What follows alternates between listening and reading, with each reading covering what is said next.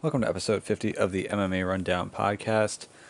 Of course, this week would have been the week that we had Ngannou versus Rosenstruik in UFC Columbus, but again, with the coronavirus, obviously UFC events have been held off for quite a while, so I'm going to talk about some more updates on the coronavirus, just some more general information, not as much so that pertains to MMA so much as it is just general information on the virus itself, because it feels like a lot of what we're hearing right now is just headlines, and a lot of these headlines tend to be the most reactionary, so I'm just going to read through some statistics that are updated as of Friday. So obviously there have been probably like a day and a half since then, as of now when I'm recording it. So they are going to be a little bit updated from then. But for the most part, a lot of the information there is still going to be worthwhile and worth paying attention to. I'll talk about Jon Jones getting arrested. This is for a DWI, and he also had a gun that was likely fired off in his car, and they're also looking at some gun charges for him as well. So talk about that situation. UFC 249 has not been canceled yet. They're still pushing forward. There was a report early in the week where they said that it was like 99.9% sure they had a spot for it. Sounds like they're now back to a position where they're looking at a few other spots as well. But still, it seems as though the push is for them to have that event, so I'll talk about that. Dana White had a little interview with Chael Sonnen. Chael has submission underground running today. And he was able to pull off an event right now while a lot of other stuff's been canceled. And during that interview, they talked about how they're able to do it and how being less transparent in a way is kind of beneficial because of the way the MMA media operates. I'll react to that.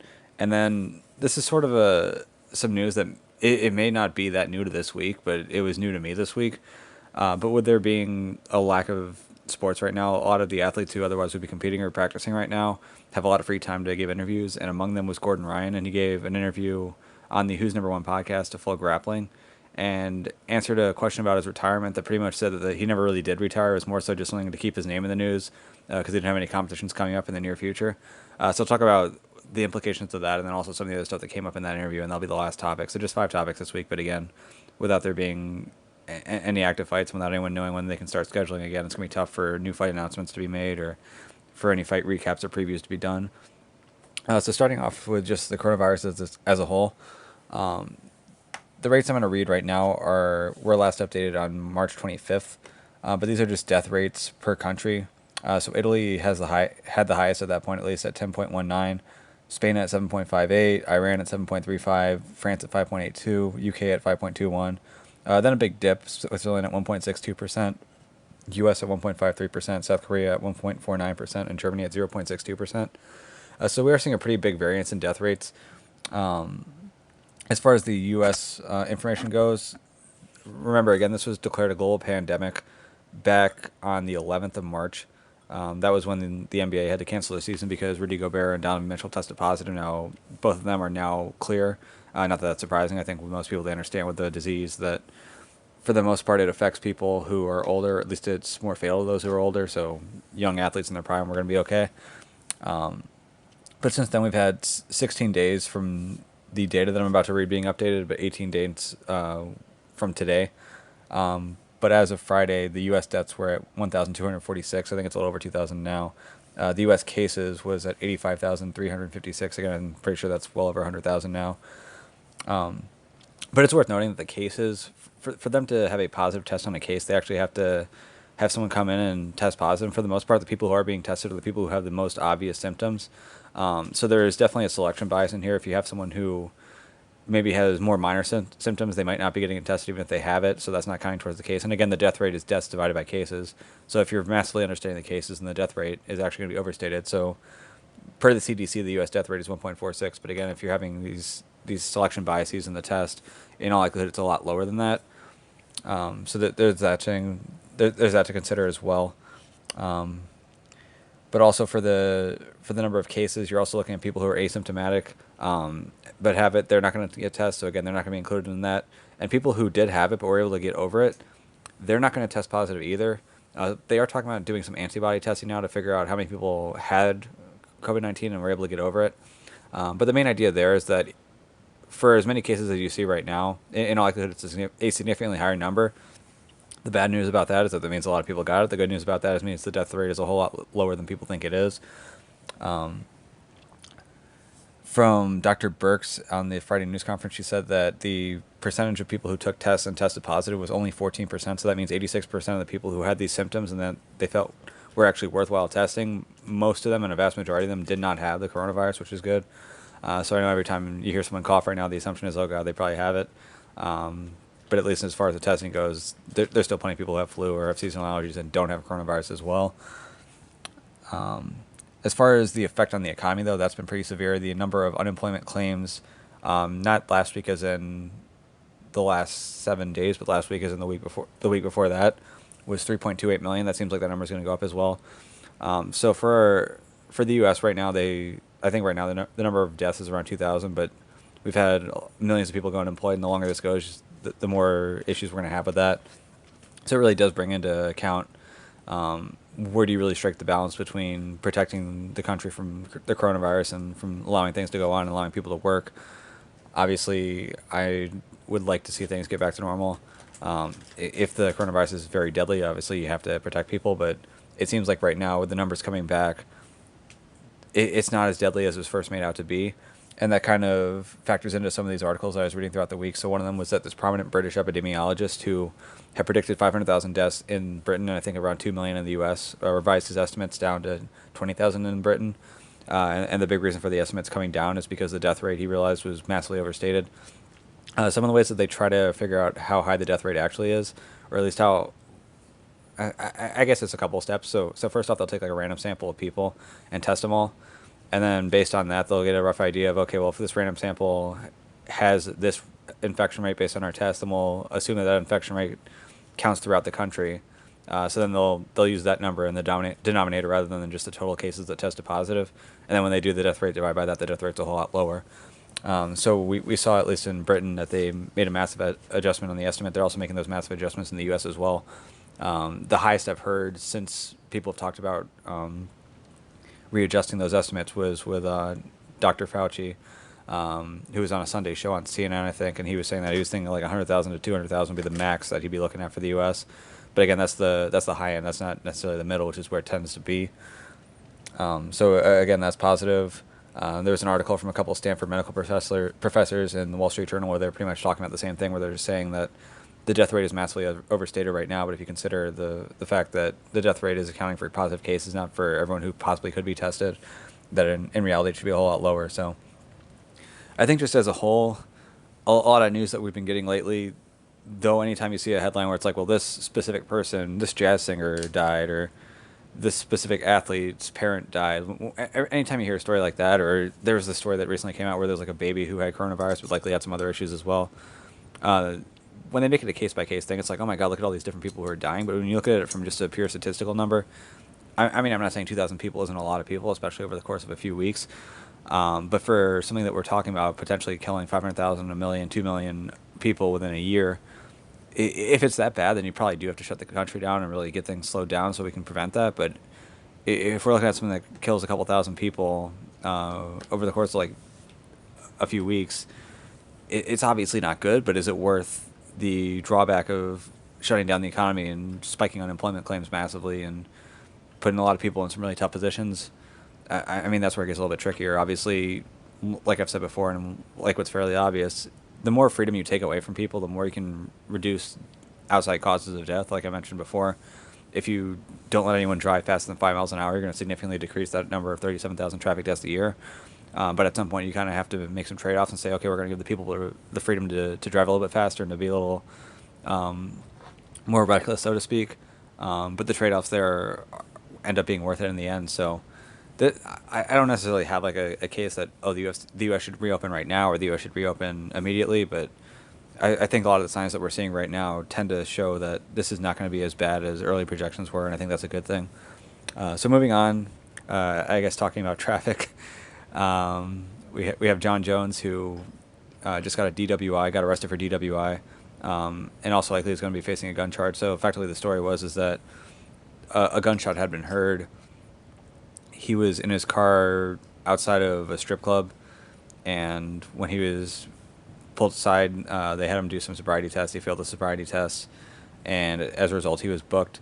He had an open bottle of Jorge Masvidal's brand of tequila in the back too, or Recuerdo, I think it's tequila, whatever it is. Jorge Masvidal's his alcohol product. We'll just call it that. I think mezcal is actually what it is. Whatever, I don't know that that's all that important. But regardless of the case, he was saying that, yeah, he was getting a little bit stir crazy, and he's just kind of got a little bit ahead of himself and again messed up again. Now, as far as what this means for him from a legal standpoint, it could it's tough because I don't know what his defense is going to be. I think he did admit initially that he had been driving. I think when he was pulled over, it was in a parked car. So if it was just a parked car and he never admitted to driving, it's like he just kind of sat in his car and just took a drink from there. Though that would still be bad, it wouldn't be as bad as driving while under the influence. But I think he did make an admission to doing that, which is going to make things a whole lot tougher for his lawyers. But with him having past issues with DWI or with DUI, you would think that he's going to get hit a little bit harder this time. Obviously, he's got a lot of money. Obviously, he's going to be able to get a really good legal defense team. They've done pretty well for him in the past. But does it mean he's going to face jail time this time around? It's possible. Is he going to face years in jail, or is it going to be months? I'm not a legal expert. That's kind of outside my expertise. So for me to really figure out where he's going to end up on that, it's tough to say. As far as whether or not the UFC should strip him, I mean, if he's facing an extended period of time in jail, yes. If he can get back to fighting pretty quickly, is it worth stripping him? I mean, at that point, it just becomes a question for the UFC whether or not they feel like having a champion who just got arrested for DWI something that they want to have for their brand. They've definitely stripped him in the past, and like it would be unprecedented for them to strip him again. But I feel like for the UFC, a lot of what their decision is going to be based on is going to be based on how the legal system handles it, how quickly it gets moved along, if he's able to fight in the meantime. So for me, I don't feel like I have enough information right now to know whether or not he should be stripped. As far as personal opinion goes, do I think he should be stripped? I mean, it's not as though it has any effect on competition. For as much as the punishment affects competition, I think that's really where it would come in. So I kind of, my assumption for what the UFC is going to do is kind of where I feel about it too, where it's like, if he can still compete relatively soon, or at least on a similar timeline to that he otherwise would be able to, I don't see the need to strip him. If we're talking about a branding thing, it doesn't seem like there's been a whole lot of damage to the UFC's brand or to Jon Jones's brand. I mean, people kind of already figured that was Jon Jones. It's just like, oh, there's Jon being Jon. It really didn't hurt him all that much. So for the UFC, I think your decision to strip is probably more based around just his availability than it is going to be around just the idea of having a champion who just got arrested for DWI and was shooting a gun off in his car. Now, as far as him, it seems like every time this happens, he talks about how he's going to grow from it. He's going to continue to mature, and then something else happens again, and then you're like, oh, I guess not. Do I think that Jon Jones is ever going to mature? I mean, I don't know. Like, the stir crazy thing, like, to an extent, I kind of get it, where it's like, I also really want to get out of my house. I think if you're the type of person who's oftentimes out of the house, moving out and about, being stuck inside is definitely going to be a lot more difficult for you than someone who's used to just being at work, then going home, and then while they're home, just playing video games all night, or just watching TV all night.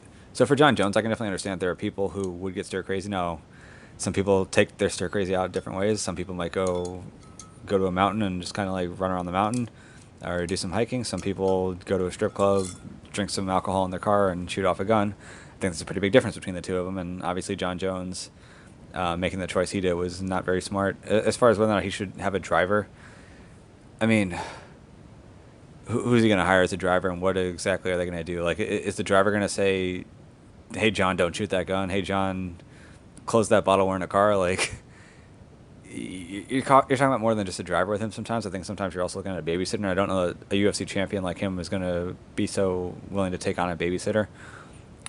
So for him, it feels like though driving is part of the issue with it, I think the judgment as well is probably a bigger part there. So just hiring someone for $50,000 a year to drive him around and be his personal chauffeur, while it sounds like a kind of cute idea that you can fit into 140 characters or 280 characters, I really don't see that as being something that's going to solve all of Jon's problems. I think he's got a lot more at hand that he has to deal with.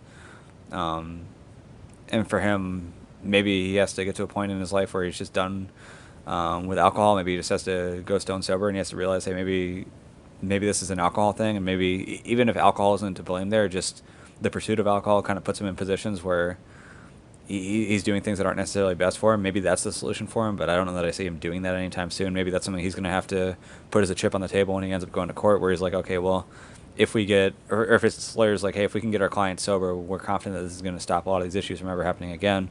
and then if they can show some signs that he's actually like making progress towards sobriety, maybe that's going to be meaningful to them. So maybe that's a story that we hear sometime soon. Is that something that they're doing just to get a lighter sentence, or is that something that they do to have a big lifestyle change for him? I think that'll be interesting. It'd be also interesting to see if he does go sober, how that affects his fighting career. I know he has. I mean, really anyone who fights, but he's been among them. He's got his own inner demons that he deals with and his own concerns that he has. I know there was that story about him where he had partied all week leading up to the Gus fight, and he felt like that sort of took some pressure off of him. So maybe for him, just being sober and having more time to think about every single fight that he has, whether it's a rematch with Reyes or whether it's a fight with Jan Blachowicz, having to have that time to think to yourself, like, oh my goodness, if I lose this fight, what does this do for my legacy? If I win, does it really do that much for me? This guy's dangerous, and really just get all up in his head about that. I don't know if that's really going to be something that happens, but maybe it is. But for me, it's tough. I'm more interested in just kind of figuring out what the consequences are going to be here in terms of what changes he's going to have to make in his life, and if he's going to be put in jail or not, and if he is put in jail, what kind of effect that's going to have on his career. As far as like judging him on a personal level, I mean, obviously it's not a good. Obviously what he's doing is not good. Obviously this pattern of behavior is not good. Don't know enough about him personally. Seems like this is something that he's done for a while, but again, he's still in his early 30s right now. Sometimes people take a long time before they can change for the better and really kind of straighten out their lives. You would hope that he's able to straighten his out. I don't know what the gunshot was all about. I don't know if he was aiming at someone, if he was just shooting up in the sky. But you figure at some point, as long as he can stay out of major trouble and avoid doing something that's going to put him away for 15, 20, even more, that he'll eventually get it right. But man, it seems like he's still struggling with it, and it's kind of frustrating to watch from the outside. Next topic to talk about is UFC 249. So as I mentioned, Dana White had mentioned briefly that they were 99.9% sure that they had a spot for it. It looks like they're now looking out again. I don't know if the initial spot he had just got closed down or what specifically is happening, but he's still looking at a few different options. He also talked about the possibility of moving the main event that was supposed to be yesterday, Ngannou versus Rosenstruik, onto the UFC 249 card. So it looks like he's planning to do a full card there, not just a single fight between Khabib and Tony. So at least all signs seem to show that he's really looking forward to doing it, because they're going to have minimal people there. It seems as though it's going to be possible for them to be able to run the show without having to give too much information out to the public, although I'm sure if you have to inform all 24 fighters, if you're going to have 12 fights on the card, where it's going to be, that eventually it's going to come out where they're going. But as of now, no one really knows where the event's going to be, but hopefully they do get the event going, and hopefully it actually is somewhere. There's some talk about being in the Middle East. It'll be interesting to see if some of the updates and projections, like the ones I'd mentioned early on, where this appears to be nowhere near as dangerous as it initially was thought to be in terms of number of casualties and in terms of death rate, if that's going to potentially help out, given, like I said, everything started shutting down on March 11th. This fight is supposed to be on April 18th, so that's going to be over a month later. So does that have a positive effect for them, where things start to open up in time for them to be able to run this event in the U.S.? I'm not sure. They haven't announced where it's going to be, but it does seem like the plan still is for them to do it. With the numbers on the virus seeming to be a lot better than projected, I mean, maybe we're still shut down regardless because it's still a really dangerous disease, but it seems like some of the people who are projecting that this thing was going to lock us in our homes up until the summer, that might not be the case anymore. But when we actually are open for business again, it'll be interesting to see, and obviously it'll be nice if they're able to get this event going, but if they have to do it overseas, that's fine too, whether it's Dubai or somewhere else. This is just something that a lot of people want to see. If everyone's still locked in their homes and there still aren't a lot of major sporting events by then, that's even better for the UFC. It means more eyes that are going to be on it. I know there's some talk about the UFC Brasilia card not getting great numbers on ESPN. I think it was 672,000 on ESPN. This was also simulcast on ESPN Plus, though. It was initially an ESPN Plus card.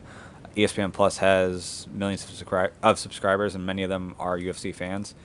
So I'm not sure how many ESPN Plus subscribers just watched on ESPN Plus rather than watching on ESPN. And the number that we had publicly was just the ESPN number. So if most of the people watched on ESPN Plus, then that explains why the numbers seem so low. But you'd have to figure that this fight's going to draw a lot of numbers. And if Dana's able to put it together where he has two main events on it, where he has that Ngannou versus Rosenstruik fight on it, which I'd assume would be moved down to 3 rounds, which I think is perfectly fine for them. I don't think if that fight goes in the 4th, 5th round, it'd be a terrible fight, or it'd be a terrible 4th and 5th round to watch. So I think for everyone watching, it's actually be better if that fight goes to, or if that fight's just a 3-round fight. But for the Khabib Nurmagomedov and Tony Ferguson fight, as long as we're still able to get that and able to get it on April 18th, I think a lot of people are going to be really happy about that. Next topic to talk about sort of is along the same lines here. So there was a little Instagram live session between Chael Sonnen and Dana White. Both of them are currently promoting martial arts events that are scheduled to go on during a time when most other sports are not trying to schedule events. So Chael Sonnen has Submission Underground that's going on right now. I'm not sure exactly where the location is, but again, that's his. It's his submission series, mostly with black belts or guys who are pro MMA fighters who fight for Bellator or UFC. Tend to be the guys who are on that show. He has the main event with Kevin Casey and Craig Jones. I'm sure Craig Jones should get the win there, but at this point, just new competitive stuff to watch is always fun. I don't have Fight Pass, so I'm not gonna be able to watch it, but that's one of the things that they're working on right now. But Chael was able to get into this event without telling the media where it was going to be at, because again, since he's not going to be giving out media credentials and because there isn't going to be a live audience, he doesn't need to. That was an interesting way for him to handle it. Obviously, Dana White is also trying to do the same thing, where he's trying to set up an event without really telling the media what's going on. And Dana White gave Chael a tip on there pretty expressively, saying, look, don't tell these media scumbags what's going on. Don't tell them where it's going to be. They're just going to try to ruin it for you. A lot of the people who cover the sport are some of the weakest people. Now, granted, I talked about that specific topic last week. I'm not really going to dig too much into it, but that was one of the things that he sort of brought up again, was that a lot of these MMA media guys who cover a really hard sport tend to be really soft. Like I said last week, for the most part, I tend to agree as a whole with the idea. Obviously, there's a lot of people in MMA media, including some guys who are former fighters. I mean, hell, Chael Sonnen's a guy who's technically part of MMA media. Now, granted, Chael Sonnen's not the kind of guy where if he sees an event's been put up, that he's going to try to put a bunch of outward pressure and make a PR nightmare for the promoter to try to get him to cancel it. Like some other guys like a Trent Ryan Smith or Luke Thomas would do. But when Dana White says something like the MMA media is a particularly soft group of people, he's not talking about every single one of them and making sure they all pass that test before he says it. He's just talking in general, and I think in general, for the most part, he's right. But as far as the idea of not telling the media, I think it's kind of sad, but I'm glad that Dana White at least understands that, because it is sad that we are at a point right now where there are some members of the MMA media who really do make it their mission anytime that they hear an event's been scheduled right now to try to shut it down and make it sound like what's being done is so irresponsible, and they're like doing so much damage. A lot of these fighters want to fight. They want to have their chance to compete. I know with a lot of these new lockdowns, it's been a little bit more difficult for these guys to train. I know for myself specifically, I did not get to train at all this week. Every workout I did was just at home, doing different body weight exercises, but I wasn't able to train like I had last week a couple times. And some of the new stay-at-home orders were definitely a big part of that. Now, there are some fighters who have mats in their homes or are able to get some training partners coming over. I know Aljamain Sterling started the week saying that he wasn't able to train much, and then at the end of the week he was posting videos of him and Marab training in a garage. So it is kind of unfortunate for some of these fighters who don't have the necessary means to train, but I'd imagine if you have a UFC fight coming up, especially if your coaches are getting a good amount of money, at least 10%, that they're going to find ways to make things work and find ways to work around it and still work with you. It isn't the ideal training situation, but I don't think anyone's really in the ideal training situation right now either. But for the most part, these guys want to fight. They want to be able to continue to compete. They want to be able to continue to earn money. So for them, if they don't want to be on the card, they can obviously take themselves off the card.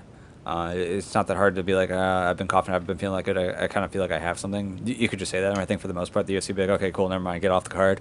But for the guys who do want to compete, for Dana White or even for Chael Sonnen to try to offer them opportunities, I think is a good thing.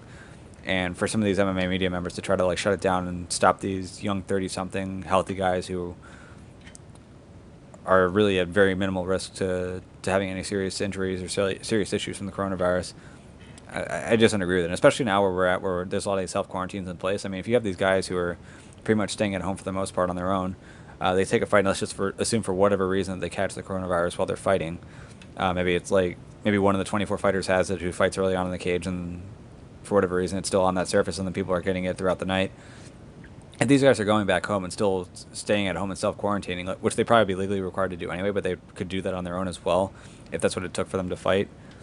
If it's just them that has it and they're staying at home and they're not giving it to anyone else and they're just home alone for 14 days, really, what's the damage there? Like, yes, it's going to be a really annoying 2 weeks for them, but for most fighters, if 2 weeks is all you have to worry about for stuff that comes from your previous fight, you're pretty lucky, because for the most part, people are taking injuries in fights that take a whole lot longer than 2 weeks to heal. Last thing to talk about is going to be Gordon Ryan.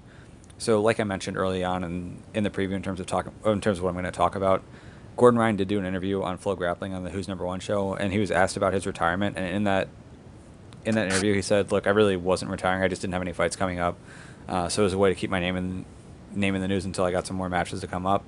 So based off of that, it seems like a fairly safe assumption that he's going to keep competing as long as opportunities come up for him. Now, obviously, with coronavirus, there aren't as many opportunities, but he is going to be taking some new opportunities, and it seems as though he'll still be active in there. So that's the good news. I have had some questions on some of my past videos about Gordon Ryan, where people even still to this day are like, "Is Gordon Ryan retired, or is he not coming back?" Or they're still asking about it. So I guess the update on that is that no, he actually is not retired. He is still going to be actively competing in jiu-jitsu. He is still going to be teaching. He is still going to be doing the instructionals that he talked about doing and making a good amount of money off of that. But competition will also be part of it for him as well. One of the other interesting things that I thought stood out in that interview, though, is that they were asking him about the Tony versus Khabib fight. And he was saying that he really doesn't like watching MMA that much. He's really not that interested in it. He watches a lot of jiu-jitsu matches, but MMA really doesn't interest him a whole ton in terms of as a fan. What I found interesting about that is that one of the big stories from him, I think it was a year or two ago, was that he was planning to come over to MMA, and that he had hopes of being a champion in MMA. And for him, a big assumption when he said he retired, and if we were taking him at his word, was that he wasn't going to ever make that transition to MMA or really ever make it with a full effort. And the thought being is that if his explanation for retiring, that he was like, you know what, I've just put in too much time, I need to take some time away. If that was an issue for him in jiu-jitsu, he wasn't ever going to be able to put in the time and put in the effort to mastering all the different arts of MMA and being at a level where he can be a UFC champion. Now, at least the retirement part is debunked. But with him saying that he really didn't have a whole lot of interest in like watching MMA tape, I thought that was pretty interesting, because if MMA is something that he wants to do and if it's something that he wants to master and get to the top of, you would figure a guy like him, who's actually a pretty analytical guy and a pretty observant guy, if you listen to him talk, you'd figure that he'd be studying a lot of high level MMA and trying to learn from it and sort of apply some of that stuff to his game. So for him to say that he really wasn't all that interested in watching MMA, it does make me think that even though he is still going to be actively training, though he will actively be competing in jiu-jitsu, I don't know that I believe that his heart's quite there as far as transitioning to MMA, at least not quite yet. So I guess that would be the bad news of it. The good news is that he'll still be actively competing. He has a lot more that he can accomplish in jiu-jitsu. I know he's already accomplished world championships, but for him, maybe if he wants to start working on setting some records for the number of championships he has, that's something that he can do, especially at his size, where it's pretty easy to stack up both weight class and absolute medals in a given year. It's a lot easier to be a multiple time world champion when you've always got a good shot at the absolute than it is when you're a much smaller guy and your weight class is your best bet. So he does have that going for him. Maybe that's what he wants to do now, is he just wants to make as much money as he can and win some world titles as those opportunities present themselves. But I guess good news, he's still going to be competing. Bad news, if he is going to MMA, it seems as though he's lacking a little bit of passion there, which is kind of concerning, because there was some hope that you could see him come to MMA, and with a guy of his skill level on the ground, would have really been interesting to see him against some of the top guys. Would be really interesting to see. I know Gary Tonen's going to be a guy who's going to be working on this as well. But for a long time in MMA, there's been this idea that leg locks are not a good technique to go for in MMA, because you're going to get yourself punched in the face. You're committing both hands to a foot while you're leaving your face open. But with a lot of techniques in jiu-jitsu, oftentimes you are committing both hands to a limb or committing both hands to something other than protecting your face. But if you're able to offset someone's balance or stretch them out in a position where they can't reach your head, you're okay there. And one of those concerns with leg locks is that leg locks are a position where you're going to get punched a lot, but if you can properly position yourself there, you're going to be safe from most punches. And with a guy like Gordon Ryan and even a guy like Gary Tonen, who's very good technically from leg locks, where he can really reap your knee and kind of like take your... I'm trying to think of how to describe it, but if you're kind of squared up with someone, it's a lot easier to punch them, and especially if you're within reach. But if you kind of extend it out at an angle, you might not be able to reach them, and you're also not going to be squared up with them either. He can definitely get people, keep people from squaring up with him, and then as a result, they're not really able to reach him, and if they do reach him, they really can't generate a lot of power. And then obviously from there, he's able to finish his leg lock. So to see whether it's Gary Tonen doing it or whether it's Gordon Ryan or anyone else, finding ways to adjust leg locks in MMA where they're able to be very effective and not have to worry about getting punched in the face while they're doing it, that's definitely something that I want to see. And I think once we do see it from guys like Gordon Ryan and guys from Gary Tonen, I think there is going to be a revolution in MMA where leg locks become a lot more prevalent, and people realize that these actually are a lot more effective than we thought. We just weren't very good about locking up the best positions for MMA when attacking them. It seems like one of these things that happens a lot, and it's sort of this debate between if you're training MMA, do you want to just train MMA and only take the stuff that you know works from each art, or do you want to just get really deep in the art and then kind of learn some stuff and find ways to make it work? And I know for a while there's this talk about karate where like all these karate kicks don't work. When in reality, a lot of the guys who were good at karate kicks just weren't able to avoid getting taken down. But then when you have guys like Wonderboy Thompson who could really fight off takedowns well and get back up, we saw a lot of those kicks that we thought wouldn't work before were working very well for him, even against wrestlers like Jake Ellenberger. So to me, I feel like leg locks are one of those techniques where once you get the right people doing them, they're doing them the proper way and really securing position the proper way. We're going to see a lot more leg locks in MMA than we currently have. And I think once we really start seeing an example set of how to properly attack leg locks in MMA where you're not really risking getting punched too much, I think we are going to see an explosion in leg lock attacks and leg lock finishes in MMA as well. And I figure that Gordon Ryan might be a guy on the leading edge of that. But if he's not looking to get in MMA right now, maybe that slows it down. Maybe Gary Tonin really sets that example and won. We'll have to see. But it does feel like to me, especially training leg locks and being in that jiu-jitsu world, that there were a lot of leg attacks where being able to punch someone isn't going to be able to get you out of there. And I would like to see MMA get to the point where we start seeing guys properly performing leg locks where that's a thing, but we haven't gotten there quite yet. Gordon Ryan is more than capable of doing it, but he might not be the guy to actually show it. It might have to be someone else, which that's okay. There's plenty of other guys who are good at leg locks who also do MMA, and hopefully that eventual leg lock boom comes sometime soon, but it seems like that might be a little bit delayed now. So that covers it for this week. As I mentioned in the past couple weeks, and I guess not to get too redundant, but I'll say it fairly briefly now again, it seems like there's a lot of uncertainty right now. I know that some of these stay-at-home orders were going up until next weekend, but then the Monday after that is when things are supposed to go back to normal, assuming that they don't make any extensions on it. Hopefully that is the case. If that is the case, then at least for the most part, people are going to be able to get back to their normal lives, depending on what state they live in, which would definitely be a good thing. And then hopefully that means gyms start opening again. People are able to start training more often again. Competition starts sprouting up again, or at least they start getting rescheduled again. And martial arts can kind of get back on a normal schedule. But until then, we'll have to see. I know for the Olympics got pushed back, so that's going to push back the process of everyone qualifying. I'm not sure if they're going to have to redo all their qualifications again to qualify for 2021, or if all the countries that are in spots in 2020 are going to be good for that. It'd also be interesting to see for the people who qualify for the trials for the U.S. if they're going to have to re-qualify for 2021, or if they're still in as well, and they just have a really packed trials. So that'll remain to be seen. I'm sure as news comes out, I'll be sure to report on that as well. I don't know that any news is going to come out on that within the next week, but if it does, I'll make sure to mention it. So that covers it for this week, and hope you guys enjoyed, and hopefully there's some more interesting stuff to talk about next week. Hopefully UFC 249 is finalized, or at least it's still not canceled, because at this point, an event not canceled is almost as good as it being confirmed.